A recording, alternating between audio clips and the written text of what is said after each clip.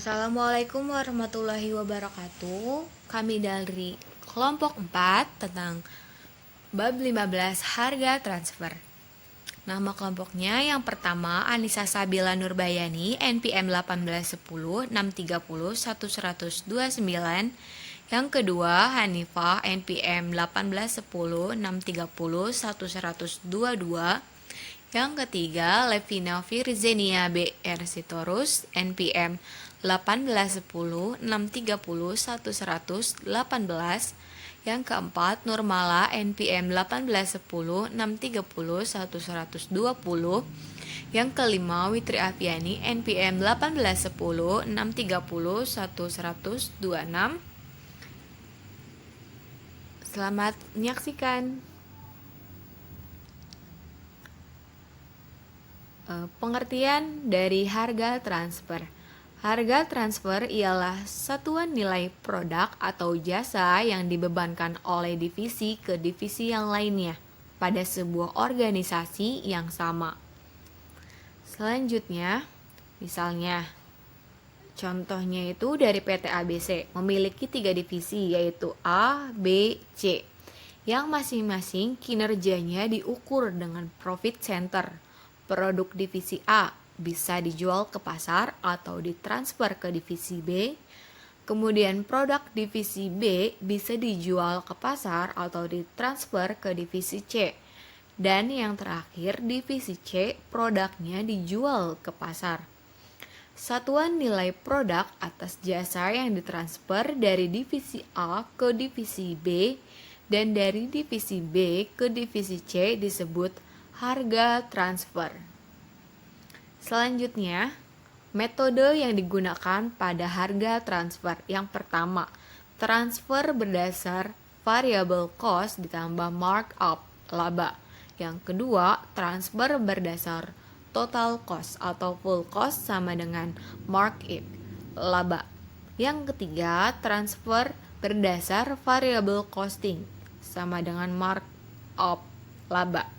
Yang keempat, transfer berdasar full costing sama dengan markup laba. Yang kelima, transfer berdasar harga pasar.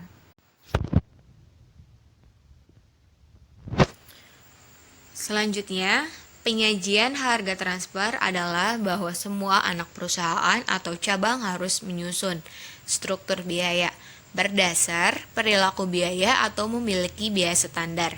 Contoh struktur biaya jaya atau biaya standar yang didasarkan pada kapasitas normal 1000 unit produk disajikan pada tabel 15.1.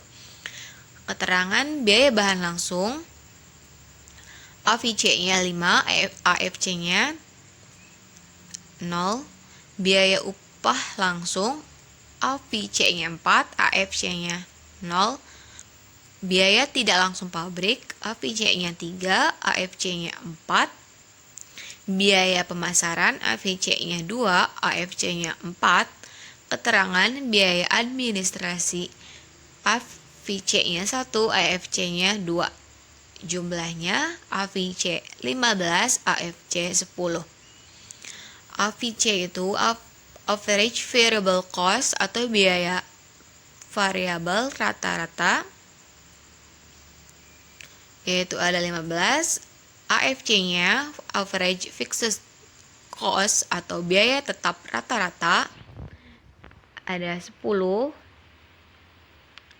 AFC ditambah AVC sama dengan AC atau average cost atau biaya rata-rata sama dengan 25.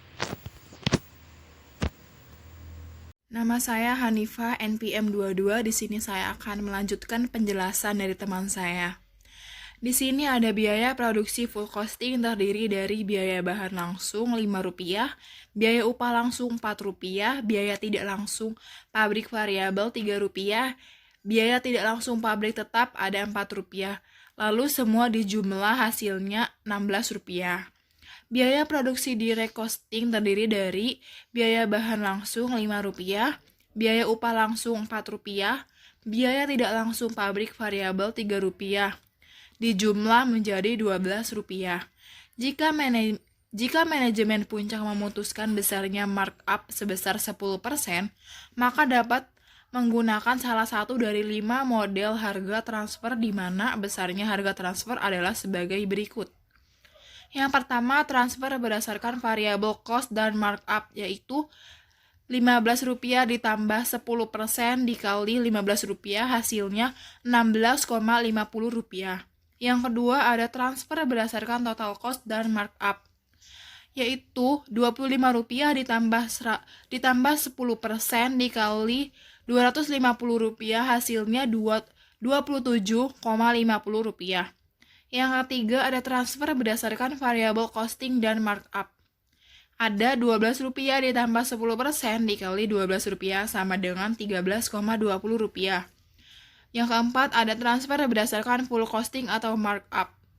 Rp16 ditambah 10% dikali Rp16 hasilnya Rp17,60. Yang terakhir yaitu ada transfer berdasarkan harga pasar, misalnya sebesar Rp30,00. Lalu, harga transfer dan sistem desentralisasi. Desentralisasi ialah pendelegasian atau pelimpahan wewenang untuk mengambil keputusan dalam mengelola suatu organisasi, baik organisasi bisnis maupun organisasi pemerintah. Di sini 15.3 yaitu ilustrasi penetapan harga transfer PT Maju. Perusahaan mempunyai 3 divisi, yaitu divisi A, B, dan C. Data akuntansi biaya per unit input ketiga divisi tersebut disajikan dalam tabel berikut. Di sini terdapat divisi A, B, dan C. Keterangannya biaya bahan langsung, biaya upah langsung, biaya overhead pabrik, dan biaya pemasaran. Lalu keterangan tabel 15.2, biaya didasarkan pada input yang diproses. Yang kedua, output divisi A dapat dijual ke pasar atau ditransfer ke divisi B untuk diolah. Yang ketiga, output divisi B juga dapat dijual ke pasar atau ditransfer ke divisi C. Yang keempat, ada harga transfer ditetapkan oleh top eksekutif, yaitu 200% variable cost dari divisi A ke divisi B dan B ke C, atau 15% full cost dari divisi A ke B dan B ke C. Dari data akuntansi di atas dapat diperoleh informasi tentang yang pertama, harga transfer dari divisi A ke B dan B ke C berdasar 200% variable cost dan 150% full cost.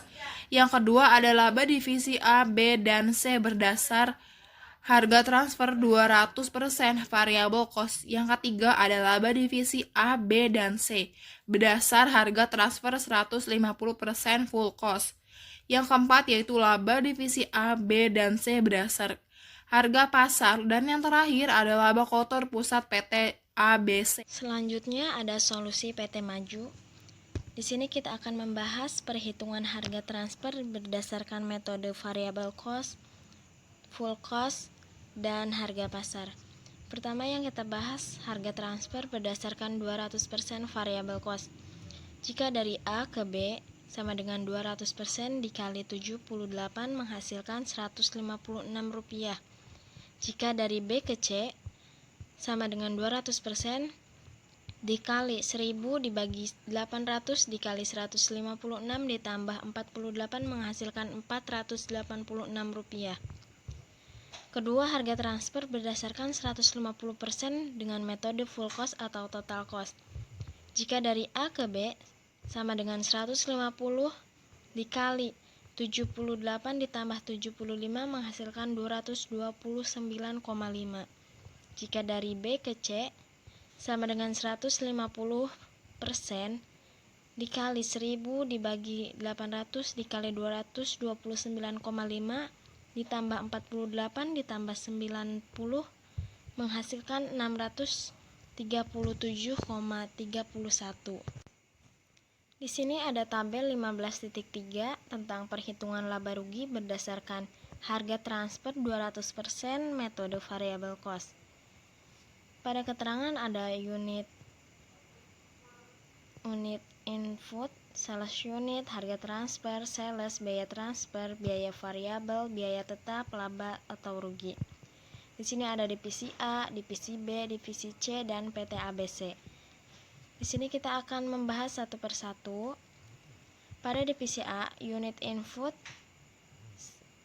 1000, sales unit 800, harga transfer Rp156. Pada divisi B, 800, sales unitnya 600, harga transfernya Rp486.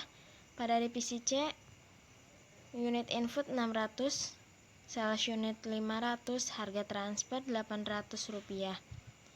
Pada PT ABC nggak ada ya. Terus pada divisi A, sales penjualan itu senilai Rp124.800.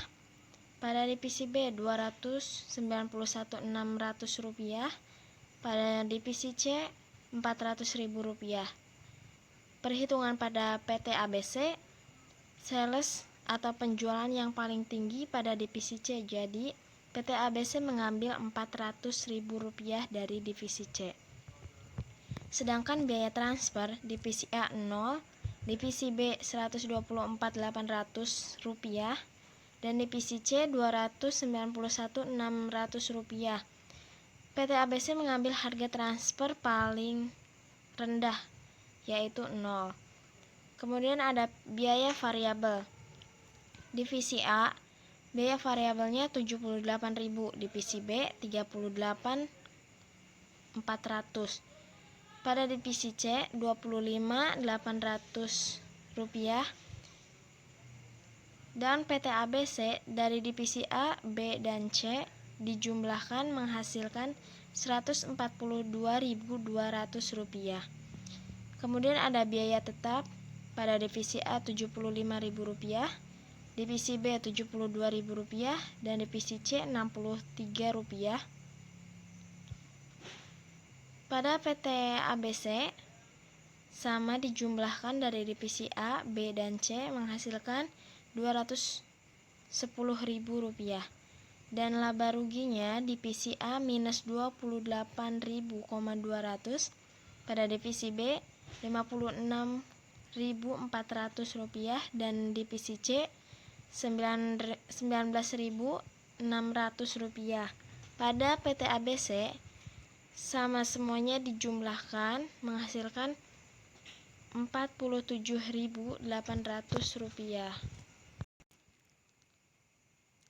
Selanjutnya pada tabel 15.4 kita akan membahas perhitungan laba rugi berdasarkan harga transfer 150% dengan metode full cost.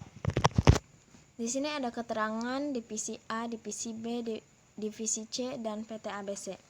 Pada unit input, divisi A 1000, divisi B 800, divisi C 600. Kemudian ada sales unit, divisi A 800, divisi B 600, divisi C 500. Ada harga transfer, divisi A Rp229,50, divisi B Rp637,31, divisi C Rp800. Kemudian ada sales. Pada divisi A, sales atau penjualannya Rp183.600, divisi B Rp382.386. Pada divisi C, penjualannya Rp400.000. Jadi, pada PT ABC, penjualan atau sales paling tinggi ada pada divisi C, senilai Rp400.000. Kemudian biaya transfer. Divisi A 0, divisi B Rp183.600, divisi C Rp382.386, dan pada PT ABC biaya transfer yang paling kecil kita ambil pada divisi A senilai Rp0. Biaya variabel pada divisi A Rp78.000, divisi B Rp38.400, divisi C Rp25.800. Pada PT ABC dari divisi A, B, dan C dijumlah atau ditotal menghasilkan Rp142.200. Kemudian biaya tetap. Pada divisi A 75.000, divisi B 72.000, divisi C 63.000. Pada PT ABC dijumlah sama seperti biaya variabel divisi A, divisi B, dan divisi C, lalu menghasilkan Rp210.000. Kemudian yang terakhir ada laba rugi. Divisi A 30.600, divisi B 88.386, divisi C minus 71.186, menghasilkan Rp47.800 pada PT ABC. Lalu di bawah ini ada tabel 15.5 tentang perhitungan laba rugi berdasarkan harga pasar. Pada unit input, divisi A 1000, divisi B 800, divisi C 600. Sales unit, divisi A 800, divisi B 600, divisi C 500. Pada harga pasar, divisi A 200, divisi B 500, dan divisi C 800. Pada penjualan divisi A Rp160.000, divisi B Rp300.000, divisi C Rp400.000. Sama seperti perhitungan sebelumnya, pada PT ABC, penjualan yang paling tinggi akan dimasukkan ke dalam PT ABC, yaitu senilai Rp400.000. Kemudian biaya transfer, divisi A 0, divisi B Rp160.000, divisi C Rp300.000, dan PT ABC 0 karena divisi A biaya transfer paling rendah. Biaya variabel, divisi A Rp78.000, divisi B Rp38.400, dan divisi C Rp25.800. Pada PT ABC, divisi A, B, dan C ditotalkan menghasilkan Rp142.200. Biaya tetap Rp75.000, biaya tetap divisi B Rp72.000, dan pada divisi C Rp63.000. PT ABC menjumlahkan divisi A, B, dan C menjadi Rp210.000, dan laba rugi pada divisi A Rp7.000, divisi B Rp29.600, dan divisi C Rp11.200. Pada PT ABC menghasilkan laba ruginya Rp47.800. Selanjutnya ada kapasitas menganggur. Harga transfer dapat dilakukan atas dasar jika ada salah satu divisi yang bekerja di bawah kapasitas dan produknya dibutuhkan oleh divisi lain dalam satu organisasi. Atau divisi yang bekerja di bawah kapasitas dapat menggunakan kapasitasnya sampai penuh untuk memenuhi kebutuhan divisi lainnya. Mari kita lihat tabel 15.6. Di sini ada struktur biaya produk per unit divisi X. Di sini ada keterangan biaya variabel dan biaya tetap serta totalnya. Pertama ada bahan langsung. Pada biaya variabel 5, biaya tetap 0, maka totalnya 5.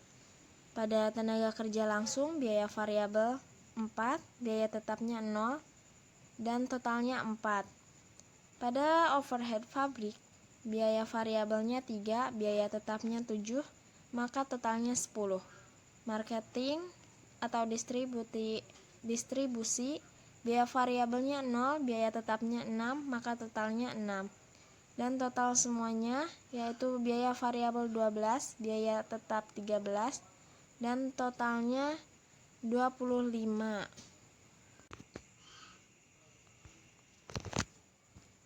Divisi X bekerja dengan kapasitas 60%. Kapasitas maksimum 5.000 unit. Ia menerima pesanan khusus dari divisi Y dengan harga Rp20 sebesar 1.000 unit. Jika disetujui, ia dapat bekerja dengan kapasitas 80% dan terhindar dari pemutusan hubungan kerja dengan buruh. Saat ini kapasitasnya hanya 50% dan terancam bangkrut.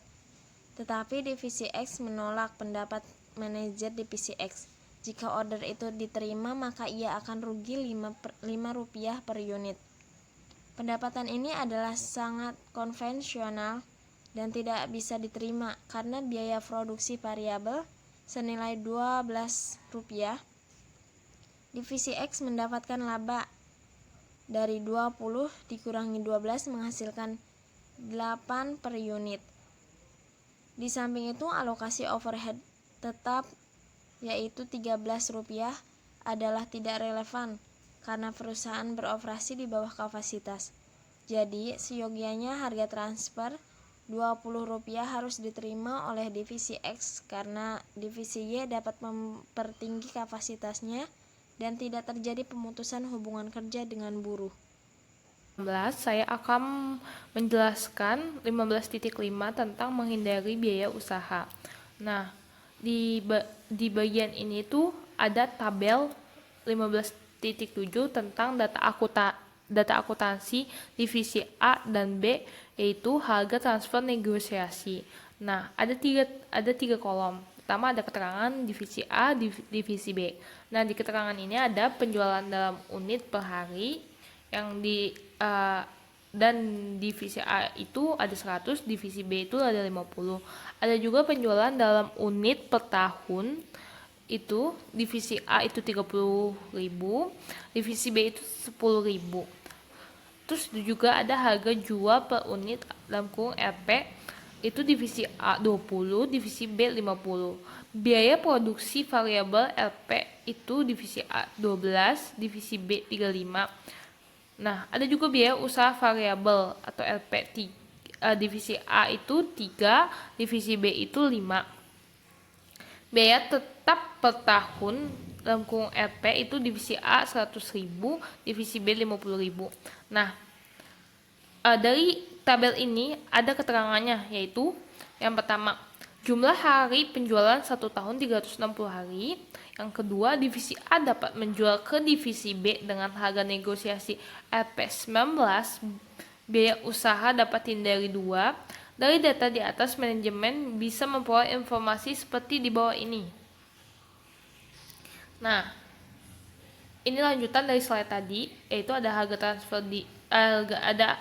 transfer divisi A ke B disajikan dalam tabel 15.8, yaitu sebelum negosiasi penjualan seluruhnya ke pasar.